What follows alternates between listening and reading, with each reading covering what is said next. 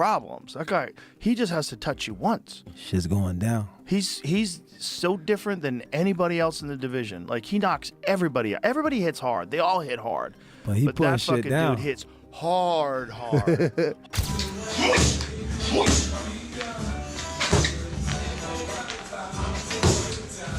Set that Jake Paul can come 15-20% in regards to Anthony Joshua. He's a completely different specimen. Look, you'll see what it looks like when they stand next to each other. Joe Rogan has reacted to Anthony Joshua's intense new training regimen for the rumored Jake Paul fight, and his response says it all. After watching leaked footage of Joshua throwing explosive combinations and working with world-class coaches, Rogan called the former heavyweight champion terrifying and warned that Jake Paul may have finally taken on a challenge he can't talk his way out of. With Joshua looking more focused, faster, and meaner than he's been in years, Rogan believes this matchup could end brutally and fast if Jake dares to step into the ring.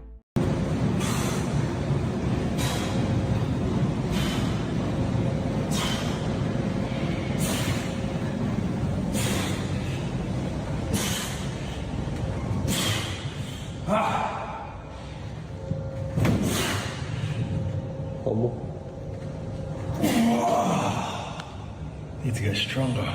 The Jake Paul versus Anthony Joshua fight will be a fully sanctioned professional heavyweight bout under the Marquis of Queensberry rules. They'll fight over 8 rounds, each lasting 3 minutes, and both boxers must wear 10-ounce gloves. Crucially, Joshua must weigh in at no more than 245 pounds, adding a strict limit to keep things competitive. A win or loss will count on each fighter's professional record. This is the real deal. Professional bout. This is going on people's records. AJ got to take him serious because this isn't some exhibition. We're running out some judges to act like there's a decision and someone won. No, someone's going to win, someone's going to lose here. It's 8 rounds, 3-minute rounds. Again, heavyweight pro bout, 10-ounce gloves. AJ talking about breaking internets over faces. I think he meant to say breaking his face on the internet. Who knows? Maybe you can do both in the big 2025. But then you have the weight limit, 245 pounds. And people are automatically going to go, oh, God, here's the thing. Oh, here's the thing in the contract. No, stop all that. And I'm going to go on a rant in a second for all the people that thought this was fake, for all the people that thought that Jake wouldn't do this, for all the people that thought he was scared. I'm going to go on that rant in a second. But, okay, yes, 245 is a weird number because Jake has already fought at heavyweight. He fought Mike Tyson at 220-something. But again, I understand it a little bit. We're on short notice here. You don't want to have a Tyson Fury type situation, which AJ would never be 290 coming in here. But 260, 270, it starts to get out of the realm of possibility of, like, what are we doing here? Even though heavyweight has no limit, I get it. Nakisa Badarian, CEO of Most Valuable Promotions, MVP, and Jake Paul's key promoter, told Sky Sports that the December 19th fight with Anthony Joshua represents a massive global-level event. He stressed that while Joshua may be the more experienced boxer, Paul's delusional confidence could be the X factor. Badarian framed the matchup as a symbolic clash and said their team moved fast to make the fight happen, compressing plans and negotiations into a remarkably short time. He also confirmed strict weight limits and professional fight conditions to ensure a serious, high-stakes showdown. Badarian told Sky Sports that this fight with Anthony Joshua is much less of a mismatch than Joshua's previous bout with Francis Ngannou. He argued that while Ngannou was a huge man, he lacked serious boxing experience, making that fight more uneven. In contrast, Badarian believes Paul has grown rapidly in the sport, gaining enough skill and ring maturity to make the Joshua matchup more competitive. The weight, will there be a limit for Joshua? So there's a lot of discussion around the weight. Joshua fought Usyk twice. Both of those times, Usyk was 221 pounds. Joshua was 240 to 245. When Jake fought Mike Tyson last year, 227 pounds. I expect Jake will come in anywhere between 225 and 230, and Anthony Joshua has a weight limit of 245 pounds. There will be those, as you're aware, that will look at it and criticise this fight. There already have been, haven't there? They'll say it's a real mismatch. What would you say to them? Are we going to be watching sport at its purest? I would say it's much less of a mismatch than what you saw with AJ and Francis Ngannou, who a massive man, but relatively no boxing experience. I would say it's much less of a mismatch than AJ's 9th or 10th fight against guys who've been knocked out 20 to 25 times. given AJ's pedigree, Jake is built for this. Jake is built for the big moments. So do I think it's dangerous for Jake Paul? Absolutely. Do I think it's also dangerous for Anthony Joshua? 100%. According to many fight experts, Jake Paul is taking a massive risk by stepping into the ring with Anthony Joshua. Former cruiserweight champion Lawrence Okolie has warned that Joshua's sheer size and power make the bout a serious health hazard for Paul. Meanwhile, former two-time world champion David Benavidez has bluntly said Paul is walking into a dangerous trap due to Joshua's vast experience at the elite level. I give 100% respect to Jake Paul, but that's a dangerous fight for him. He probably gets knocked out, and I'm not trying to be a hater. I'm not saying nothing bad, but Anthony Joshua is Anthony Joshua. You know, he's multiple-time champion, Olympic gold medalist. You know what I mean? The last time somebody stepped in the ring with him that didn't have that much boxing experience was Ngannou, and you've seen what happened to him. Yeah. But big respects to Jake Paul. It's going to be a good card. You know what I mean? It's a big fight. And it's a good fight, man. I give 100% respect to Jake Paul for even taking that fight. The Ring 4, November 22nd. Watch only on DAZN. Carl Froch has criticized Anthony Joshua's decision to take the Jake Paul fight, suggesting that AJ is effectively cashing out, and he's not wrong to question it. Froch argues that Joshua, having already made a fortune and tasted championship glory, seems more motivated by money than by legacy at this point. Given his financial security, Froch feels Joshua has little left to prove in traditional boxing and is instead choosing the easiest route with a high-paying crossover matchup. What else have we got to consider? Is AJ cashing out? Well, I did say a year ago when he got splattered by Daniel Dubois that he's finished now. He won't get that confidence back. He's not had any confidence, you know, in his head. No belief for a long time. And I don't think he can get back to world level. There's a couple of new young guns now coming up and coming through. It's like a changing of the guard. And when Usyk retires, I don't know what Daniel Dubois is going to do next, but what Daniel Dubois did to him, then he went on and lost to Usyk. But there's a few new heavyweights coming through, Moses Atalma, just to mention one.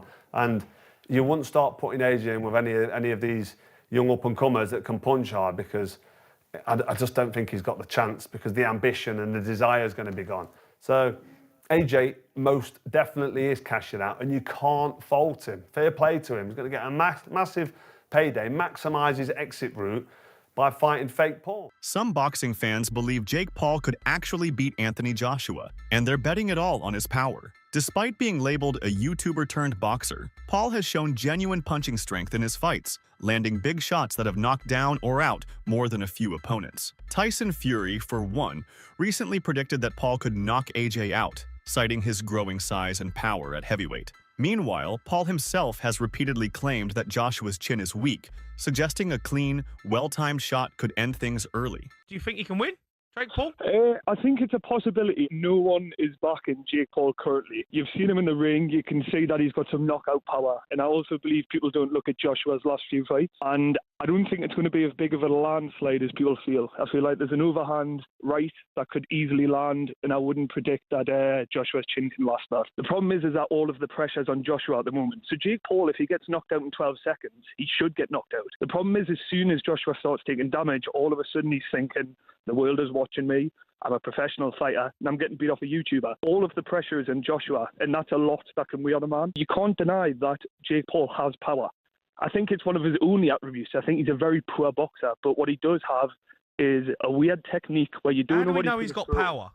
How do we know he's got power? He's knocked people out. Joshua has all of the world looking at him thinking you should walk him over. If it gets 2 rounds, 3 rounds inside, I think Joshua loses.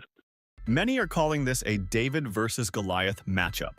Jake Paul, who has built his profile through social media and lighter weight boxing, is stepping into the ring with Anthony Joshua, a towering heavyweight with championship experience and a massive physical advantage. Joshua's size, power, and pedigree paint him as Goliath, while Paul, the underdog, is betting on his heart, ambition, and guts to level the playing field. I can't judge Anthony Joshua for getting the bag, as the kids say, for going to wherever the fight's going to take place and taking $92 million for going up against Jake Paul, right? You can't give him for that. You can't judge him for that. But don't try and tell me that this is a real professional boxing contest.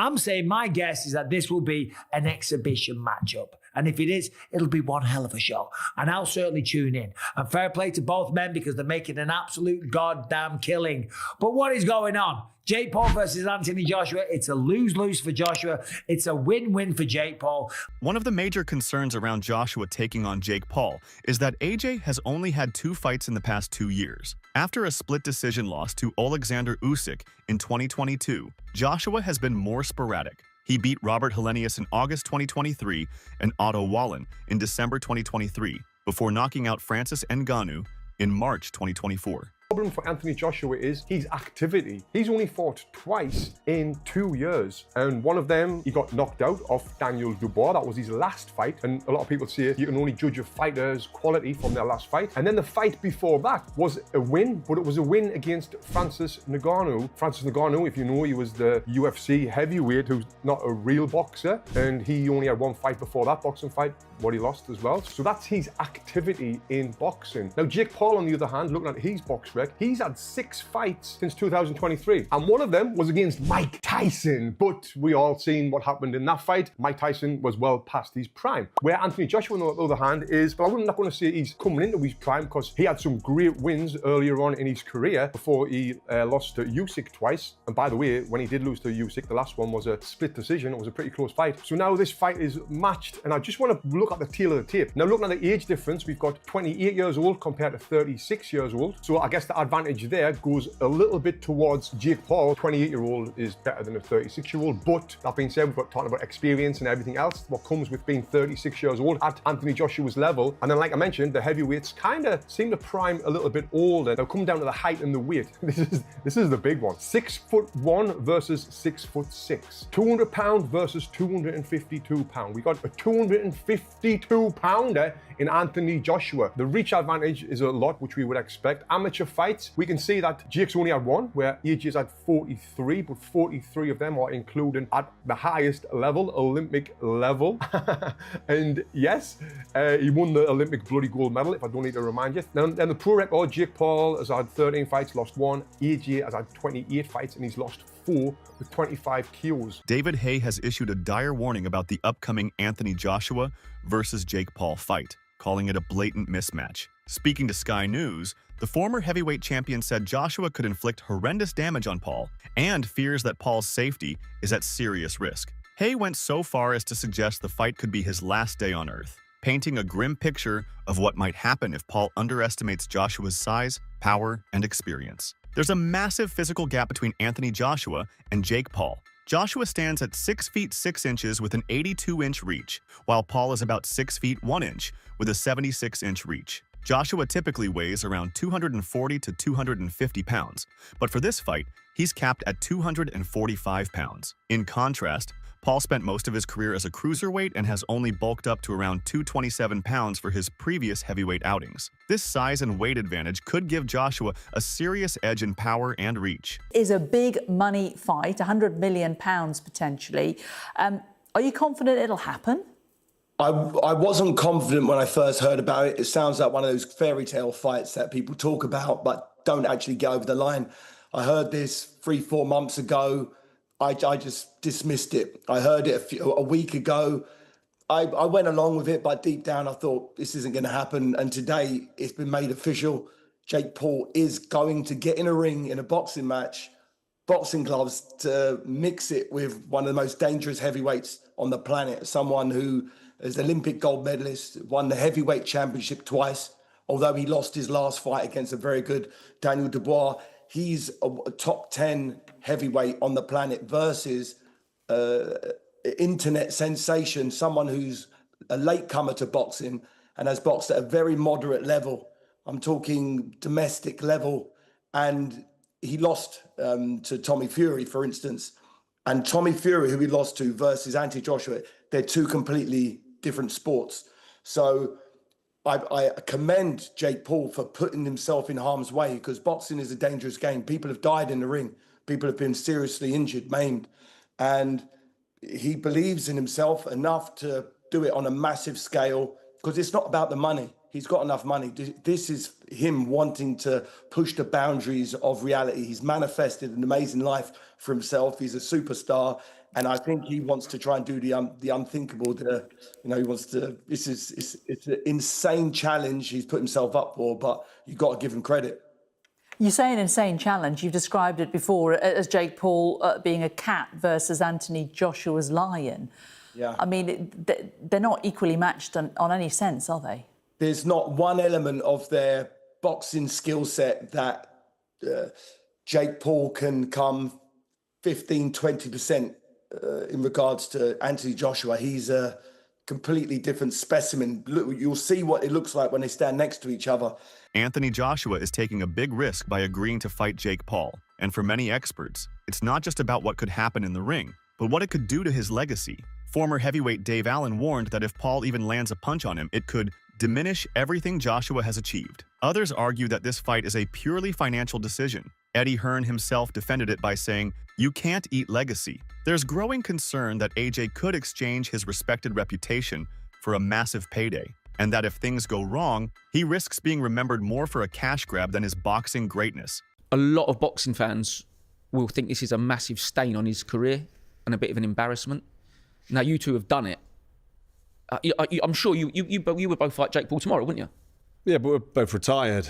And we'll be looking at it saying, still an easy fight because he can't box, he's useless. So it's risk reward, minimum risk, massive reward. So of course we'd fight Jamie. No, but you say that, it's a big risk, Carl. Big risk. I'm not having that. Big risk. If you don't go and annihilate him in the first 30 seconds, it's fixed. Can you right, it's fixed. Oh, he's pulling him round. Yeah. He's talking about me fighting him though. So would you think that was fixed if I didn't go and annihilate him? 11 years retired. I think that's the point George makes. He always has a little dig and says, no, but say you go out there and it's a tough fight for you. You can say, well, what would you expect? I haven't boxed for 11 years. But then it's like, it's hard, isn't it? It's hard. Do you want that? Nobody thinks any less. You've got the best ending. Yeah, I've got your career. Definitely. So, nobody thinks any less of Mike Tyson because he lost to Jake Paul. He was 58 years old. Yeah, exactly. So he's in hospital a week before. Listen, I've been retired 11 years, and I'd still go in there, in my opinion, and whoop him. I don't think it'd be hard at all. Mm-hmm. So listen, he won't fight me. He's pretending he don't know who I am now for a start. So he's thought. How can he not know who you are? Froch means business. How can he not know? However, many boxing experts and fans are beginning to believe that Anthony Joshua is entering what could be the best version of himself. Despite facing some setbacks in his career, including his 2 losses to Alexander Usyk, Joshua has shown resilience, coming back stronger with each fight. Observers have noted a different aura about him in recent months. He seems more composed, more focused, and more determined. Got what it takes. But then sports is so psychological. Combat is so psychological. And I think the ups and downs of AJ's career have come because of the ups and downs of the psychology, you know? When AJ's on mentally, he's a different guy, man. I mean, I can remember early in his career just being this destroyer and just having this utter mean streak in there, and it would just come out of him when he would fight. You could just see it. He had that it factor, and he was so popular. I mean, and then I remember being at the Ruiz fight at the Garden, and he gets hit with like this grazing shot, never recovers, and he's gone. And this is after I watched him knock out Klitschko at Wembley, getting up off the canvas in front of a crazy crowd. So I'm like, I'm leaving the Garden that night. I'm like, what happened to this guy? What you know? In sum, Anthony Joshua's decision to face Jake Paul is a high-stakes gamble, both physically and reputationally.